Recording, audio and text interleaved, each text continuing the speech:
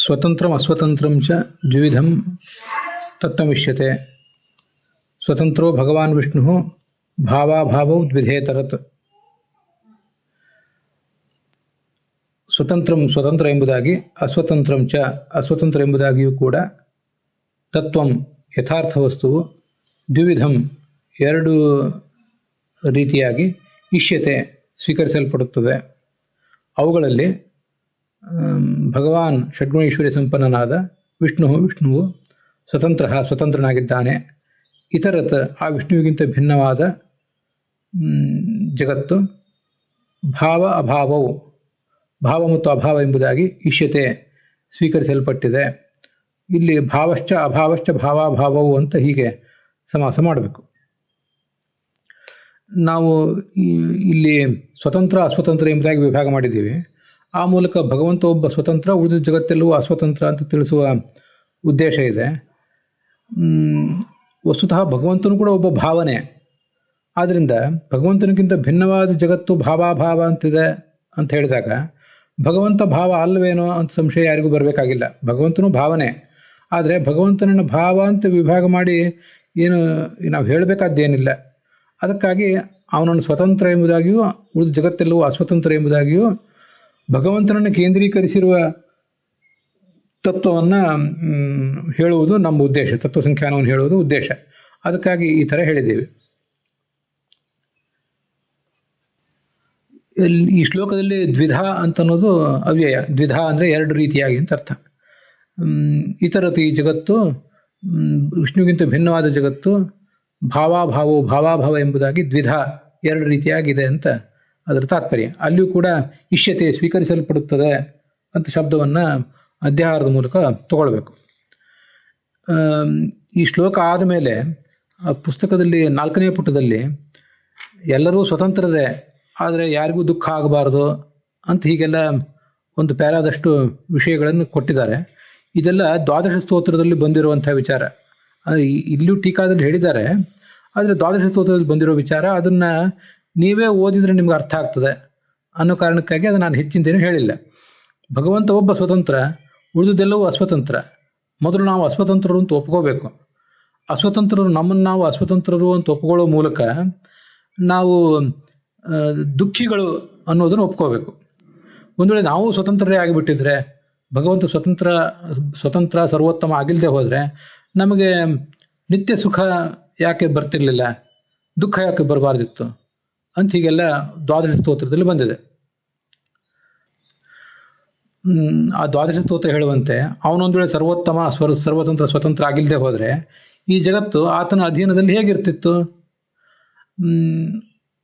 ಇದಿನಾಮನತಸ್ಯ ವಶೇ ಸಕಲಂ. ಜಗತ್ತು ಆತನ ಅಧೀನದಲ್ಲಿದೆ ಅಂತ ಹೇಗೆ ತಿಳಿಯೋದು ಅಂದರೆ, ಅದು ಒಂದು ವೇಳೆ ಆತನ ಅಧೀನದಲ್ಲಿ ಇಲ್ಲದೆ ಹೋಗಿದ್ರೆ ಆವಾಗ ಅದು ನಿತ್ಯ ಸುಖಿ ಆಗಬೇಕಾಗಿತ್ತು. ಆದರೆ ನಿತ್ಯ ಸುಖಿ ಆಗಿಲ್ಲ ಅನ್ನೋ ಕಾರಣದಿಂದ ಯಾವತ್ತೂ ನಾವು ಬೇಕಾದಂತೆ ಬಯಸಿದ ಸುಖ ಎಲ್ಲ ಸಿಗ್ತಾ ಇಲ್ಲ, ಅನೇಕ ಕಡೆ ದುಃಖವೇ ಸಿಗ್ತದೆ. ಆದ್ದರಿಂದ ಇದು ಅವನ ವಶದಲ್ಲಿದೆ ಅಂತ ಅರ್ಥ. ಆದ್ದರಿಂದ ಅವನು ಸ್ವತಂತ್ರನಾಗಿದ್ದಾನೆ ಮತ್ತು ಅವನು ಸರ್ವೋತ್ತಮ ಆಗಿದ್ದಾನೆ ಅಂತ ಹೀಗೆ ಇದು ವಿಷಯ. ಅದರ ಮೂಲಕ ಏನೇನು ಹೇಳಿದಾಗಾಯಿತು ಅಂದರೆ, ಭಗವಂತ ಸ್ವತಂತ್ರ ಸರ್ವೋತ್ತಮ, ನಾವು ಅವನ ಅಧೀನದಲ್ಲಿದ್ದೇವೆ. ಯಾಕೆ ಅಧೀನದಲ್ಲಿದ್ದೇವೆ ಅಂದರೆ ನಮಗೆ ಬಯಸಿದ ಸುಖ ಎಲ್ಲ ಸಿಗ್ತಾ ಇಲ್ಲ. ಯದಿನಾಮನ ತಸ್ಯ ವಶೇ ಸಕಲಂ ಕಥಮೇವಚ ನಿತ್ಯ ಸುಖಂ ನ ಭವೇತ್ ಅಂತ ಹೀಗೆ ದ್ವಾದಶ ಸ್ತೋತ್ರದಲ್ಲಿ ಬಂದಿದೆ. ನಮಗೆ ನಿತ್ಯ ಸುಖ ಸಿಗ್ತಾ ಇಲ್ಲ, ದುಃಖವೇ ಸಿಗ್ತದೆ ಅನೇಕ ಬಾರಿ ಅಂತ ಹೇಳುವ ಮೂಲಕ ನಮಗೆ ಬಂದಿರುವ ದುಃಖ ಅನ್ನೋದು ಅಸತ್ಯವಲ್ಲ. ನಾವು ಬಂದಿರುವ ದುಃಖವನ್ನು ನೀಗಿಕೊಂಡು, ಹಾಗೆ ಪ್ರಾಕೃತವಾದ ಸುಖವನ್ನೂ ನೀಗಿಕೊಂಡು ಮುಂದೆ ಮುಕ್ತಿಯನ್ನು ಪಡಿಬೇಕಾಗಿದೆ. ಕೆಲವರು ಈ ನಮಗೆ ಬಂದಿರುವ ದುಃಖ ಸುಖ ಎಲ್ಲವೂ ಮಿಥ್ಯಾ ಅಂತ ಹೇಳ್ತಾರೆ. ಅದ್ವೈತದಲ್ಲಿ ಹಾಗೆ ವಿಚಾರಧಾರೆ ಇದೆ. ಅದನ್ನು ನಾವು ಒಪ್ಪೋದಿಲ್ಲ. ಭಗವಂತನೇ ಸ್ವತಂತ್ರ ಮತ್ತು ಅವನೇ ಸರ್ವೋತ್ತಮ, ನಾವು ಅವನ ಅಧೀನದಲ್ಲಿದ್ದೇವೆ. ಅವನ ಅಧೀನದಲ್ಲಿರುವುದರಿಂದಲೇ ಅವನು ಸ್ವತಂತ್ರ ಮತ್ತು ಸರ್ವೋತ್ತಮ. ನಾವು ನಿತ್ಯ ಸುಖಿಗಳಾಗಿಲ್ಲ, ದುಃಖವೇ ಅನೇಕ ಬಾರಿ ಬರ್ತಾ ಇರುವುದರಿಂದಲೇ ನಾವು ಅವನ ಅಧೀನದಲ್ಲಿದ್ದೇವೆ ಅಂತ ಹೀಗೆ ನಾವು ತೀರ್ಮಾನ ಮಾಡ್ತೇವೆ. ಅದರಿಂದ ನಮಗೆ ಬಂದು ಒದಗಿರುವ, ನಮ್ಮನ್ನು ಬಾಧಿಸ್ತಾ ಇರುವ ಈ ಸಂಸಾರ ಏನಿದೆ ಅದು ಮಿಥ್ಯಾ ಅಲ್ಲ, ಅದು ಸತ್ಯವೇ ಆಗಿದೆ. ಆದರೆ ಅಶಾಶ್ವತ. ನಮ್ಮ ಪ್ರಯತ್ನದಿಂದ ಅದು ಹೋಗ್ಲಿಕ್ಕೆ ಸಾಧ್ಯ ಇದೆ ಅಂತನ್ನೋದು ಅದರ ಒಂದು ಸಾರ ಭಾಗ. ಪ್ರಾಕ್ ಪ್ರಧ್ವಂಸ ಸದಾತ್ವೇನ ತ್ರಿವಿಧೋ ಭಾವಯಿಷ್ಯತೆ ಅಂತ ಬಂದಿದೆ. ಅದನ್ನು ಹಿಂದೆ ನೋಡಿದ್ದೀವಿ. ಅದರ ವಿಗ್ರಹ ಈಗ ಹೇಳ್ತೇನೆ. ಪ್ರಾಗಭಾವ ಎಂಬುದಾಗಿ, ಪ್ರಧ್ವಂಸಾಭಾವ ಎಂಬುದಾಗಿ, ಸದಾ ಅಂದರೆ ಅತ್ಯಂತ ಅಭಾವ ಎಂಬುದಾಗಿ, ಈ ಮೂರು ಪ್ರಕಾರದಿಂದ, ತ್ವ ಅನ್ನೋದು ಈ ಮೂರು ಪ್ರಕಾರ ಅನ್ನೋ ಅರ್ಥವನ್ನು ಸೂಚನೆ ಮಾಡ್ತದೆ. ಈ ಮೂರು ಪ್ರಕಾರದಿಂದ ಅಭಾವ ಅಭಾವವು ತ್ರಿವಿಧ ಮೂರು ವಿಧವಾಗಿ ಇಷ್ಯತೆ ಸ್ವೀಕರಿಸಲ್ಪಟ್ಟಿದೆ ಅಂತ ಅದಕ್ಕೆ ಅರ್ಥ. ಅದಕ್ಕೆ ಪ್ರಾಗಭಾವ ಅಭಾವ ಅಂತೇನಿದೆ ಅದನ್ನು ಪ್ರಾಗಭಾವ, ಪ್ರಧ್ವಂಸಾಭಾವ ಮತ್ತು ಸದಾಭಾವ. ಸದಾಭಾವ ಅಂದ್ರೇ ಅತ್ಯಂತ ಅಭಾವ ಅಂತ ಹೀಗೆ ಮೂರು ಥರದ ಅಭಾವಗಳನ್ನು ನಾವು ಸ್ವೀಕಾರ ಮಾಡಬೇಕು. ಅಲ್ಲಿ ಪ್ರಾಗಭಾವ ಅಂದರೆ ಪ್ರಾಕ್ ಅಂದರೆ ಮುಂಚೆ, ವಸ್ತುವಿನ ಹುಟ್ಟಿನಕ್ಕಿಂತ ಮುಂಚೆ ಇರುವ ಅಭಾವವನ್ನು ಪ್ರಾಗಭಾವ ಅಂತ ಹೇಳ್ತೀವಿ. ಪ್ರಾಕ್ ವರ್ತಮಾನ ಅಭಾವ ಪ್ರಾಗಭಾವ. ಪ್ರಾಕ್ ಮುಂಚೆ, ವಸ್ತುವಿನ ಹುಟ್ಟಿಗಿಂತ ಮುಂಚೆ ವರ್ತಮಾನ ಇರುವ ಅಭಾವವೇ ಪ್ರಾಗಭಾವ. ಪ್ರಧ್ವಂಸಾಭಾವ ಅಂದರೆ ವಸ್ತು ಧ್ವಂಸ ಅಂದ್ರೇ ನಾಶ. ಆದ್ದರಿಂದ ಪ್ರಧ್ವಂಸ ರೂಪವಾದ ಅಭಾವ, ವಸ್ತು ನಷ್ಟ ಆದ ಕೂಡಲೇ ಏನೋ ಒಂದು ಅಭಾವ ಬರ್ತದಲ್ಲ, ಅದನ್ನು ಪ್ರಧ್ವಂಸಾಭಾವ ಅಂತ ಹೇಳ್ತೀವಿ. ಹಾಗಾಗಿ ಪ್ರಧ್ವಂಸ ರೂಪ ಅಭಾವ ಪ್ರಧ್ವಂಸಾಭಾವ ಅಂತ ಅಲ್ಲಿ ಅನ್ಬೇಕು. ಹಾಗೆ ಸದಾ ಯಾವಾಗಲೂ, ವರ್ತಮಾನ ಅಭಾವ, ವರ್ತಮಾನ ನಡುವಿನ ಶಬ್ದಕ್ಕೆ ಲೋಪ ಆಗಿಬಿಡ್ತದೆ. ಸದಾ ವರ್ತಮಾನ ಅಭಾವ ಸದಾಭಾವ, ಅದನ್ನೇ ಅತ್ಯಂತ ಅಭಾವ ಅಂತ ಹೇಳೋದು. ಇದಕ್ಕೆ ನಾವೀಗ ನೋಡಿದ್ವಿ, ಪ್ರಾಗಭಾವ, ಪ್ರಧ್ವಂಸಾಭಾವ ಮತ್ತು ಸದಾಭಾವ ಅಂತ ನೋಡಿದ್ವಿ. ಇದಕ್ಕೆ ಆಚಾರ್ಯರ ವಾಕ್ಯದಲ್ಲೇ ಇರುವಂತೆ ವಿಗ್ರಹ ಮಾಡೋದಾದರೆ ಪ್ರಾಕ್ಚ ಪ್ರಧ್ವಂಸಶ್ಚ ಸದಾಚ ಪ್ರಾಕ್ ಪ್ರಧ್ವಂಸ ಸದಾ. ಸದಾ ಅನ್ನೋದು ಅವ್ಯಯ ಆದ್ದರಿಂದ ಪ್ರಾಕ್ ಪ್ರಧ್ವಂಸ ಸದಾ ಅಂತ ಹಾಗೆ ನಿಲ್ತದೆ. ಪ್ರಾಕ್ ಪ್ರಧ್ವಂಸ ಸದಾ ಏತೇಷಾಂ ಭಾವ ಪ್ರಾಕ್ ಪ್ರಧ್ವಂಸ ಸದಾ ತ್ವಂ ಅಂತ ಹೀಗೆ ಕೊನೆಗೆ ಮನುಷ್ಯಸ್ಯ ಭಾವ ಮನುಷ್ಯತ್ವಂ, ಘಟಸ್ಯ ಭಾವ ಘಟತ್ವಂ ಅನ್ನುವಂತೆ ಇಲ್ಲಿ ವಿಗ್ರಹ ಮಾಡಬೇಕು. ಮತ್ತು ಆ ತ್ವಂ ಅನ್ನೋದು ಪ್ರಾಕ್ತ್ವೇನ ಪ್ರಧ್ವಂಸತ್ವೇನ ಸದಾತ್ವೇನ. ಪ್ರಾಕ್ ಇಲ್ಲಿ ತ್ವ ಅನ್ನೋದು ಪ್ರಕಾರ ಅನ್ನೋ ಅರ್ಥವನ್ನು ಹೇಳ್ತದೆ ಅಂತ ಹೇಳಿದೆ ನಾನು. ಪ್ರಾಕ್ ಎಂಬ ರೂಪದಿಂದ, ಪ್ರಧ್ವಂಸ ಎಂಬ ರೂಪದಿಂದ, ಹಾಗೆ ಸದಾ ಎಂಬ ರೂಪದಿಂದ ಅಭಾವವು ತ್ರಿವಿಧ ಮೂರು ವಿಧವಾಗಿ ಇಷ್ಯತೆ ಸ್ವೀಕರಿಸಲ್ಪಟ್ಟಿದೆ ಅಂತ ಅದರ ಅರ್ಥ ಆಗ್ತದೆ. ತ್ವ ಅನ್ನೋದನ್ನ ಮೂರಕ್ಕೂ ಹೊಂದಿಸಿ ನೋಡಬೇಕು. ಈ ಪ್ರಾಗಭಾವ, ಪ್ರಧ್ವಂಸಾಭಾವ ಮತ್ತು ಸದಾಭಾವ ಅಂತ ಏನಿವೆ ಅಲ್ಲ, ಸದಾಭಾವ ಅಂದರೆ ಅತ್ಯಂತ ಅಭಾವ. ಅತ್ಯಂತ ಅಭಾವ ಅನ್ನೋದು ಅನಾದಿ ಕಾಲದಿಂದಲೂ ಇರ್ತದೆ, ಅನಂತ ಕಾಲಕ್ಕೂ ಅದು ಇರ್ತದೆ. ಅದಕ್ಕೆ ಹುಟ್ಟು ಇಲ್ಲ, ನಾಶವೂ ಇಲ್ಲ. ಇದು ಅತ್ಯಂತ ಅಭಾವದ್ದು. ಉದಾಹರಣೆಗೆ ಶಶಭಿಷಾಣ ಅತ್ಯಂತ ಅಭಾವ ಅಂತ ತೊಗೊಂಡ್ರೆ, ಆ ಅತ್ಯಂತ ಅಭಾವ ಅನ್ನೋದು ಎಂದೂ ಹುಟ್ಟಿಲ್ಲ. ಅದು ಅನಾದಿ ಕಾಲದಿಂದಲೂ ಇದ್ದೇ ಇದೆ. ಹಾಗೆ ಅನಂತ ಕಾಲಕ್ಕೂ ಅದು ಇದ್ದೇ ಇರ್ತದೆ. ಆದ್ದರಿಂದ ಅದನ್ನು ಹುಟ್ಟಿಲ್ಲದ, ನಾಶವೂ ಇಲ್ಲದ ಅಭಾವ ಅಂತ ಹೇಳ್ತೀವಿ. ಆದರೆ ಪ್ರಾಗಭಾವ ಏನಿದೆ, ಇದು ಅನಾದಿ ಕಾಲದಿಂದಲೂ ಇದೆ. ಆದರೆ ವಸ್ತು ಹುಟ್ಟಿದ ಮೇಲೆ ಅದು ನಷ್ಟ ಆಗಿ ಹೋಗ್ತದೆ.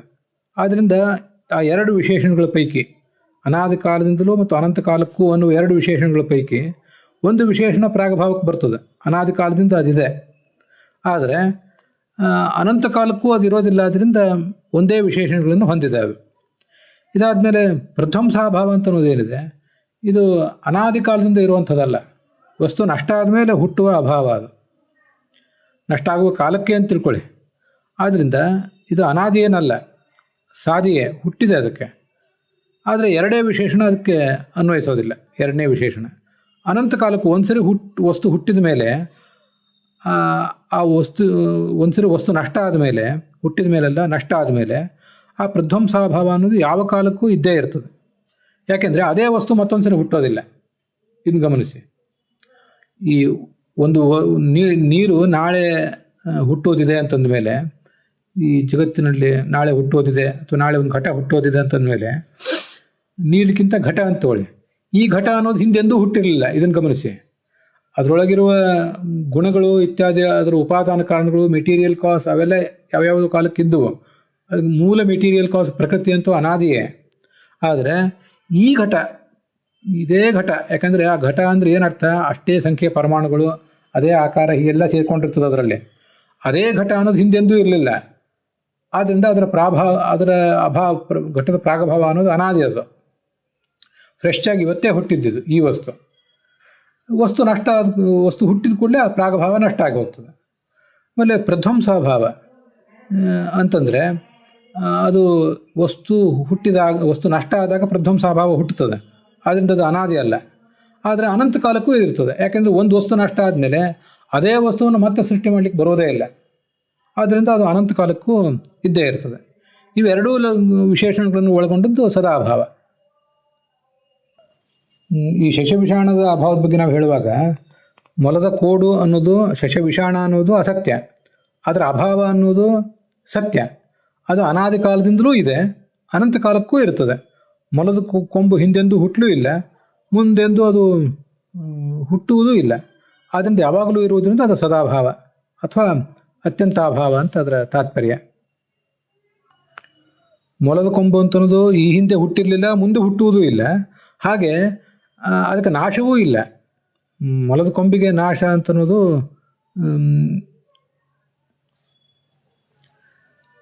ಅದಕ್ಕೆ ನಾಶವೂ ಇಲ್ಲ, ಮೊಲದ ಕೊಂಬಿಗೆ ಹುಟ್ಟು ಇಲ್ಲ, ಅದು ಅಸತ್ಯ. ಅದು ಮುಂದೆಂದೂ ಹುಟ್ಟೋದು ಇಲ್ಲ. ಅದರ ಅಭಾವ ಅಂತನ್ನೋದು ಅನಾದಿ ಕಾಲದಿಂದಲೂ ಇದೆ, ಅನಂತ ಕಾಲಕ್ಕೂ ಇರ್ತದೆ. ಹೀಗದರ ತಾತ್ಪರ್ಯ. ಮೊಲದ ಕೊಂಬೆ ಅಸತ್ಯ ಆದ್ದರಿಂದ ಅದಕ್ಕೆ ಹುಟ್ಟು ಇಲ್ಲ, ನಾಶವೂ ಇಲ್ಲ, ಹಿಂದೂ ಹುಟ್ಟಿರಲಿಲ್ಲ, ಮುಂದೂ ಹುಟ್ಟಿರಲಿಲ್ಲ. ಆದ್ದರಿಂದ ಅದರ ಅತ್ಯಂತ ಅಭಾವ ಅಂತನ್ನೋದು ಯಾವ ಕಾಲಕ್ಕೂ ಹಿಂದೂ ಇದೆ, ಮುಂದೂ ಇದ್ದೇ ಇದೆ ಅಂತ ಅರ್ಥ. ಅಲ್ಲಿಗೆ ಇವತ್ತಿನ ಈ ಭಾಗ ಸಮಾಪ್ತ ಆಗಿದೆ.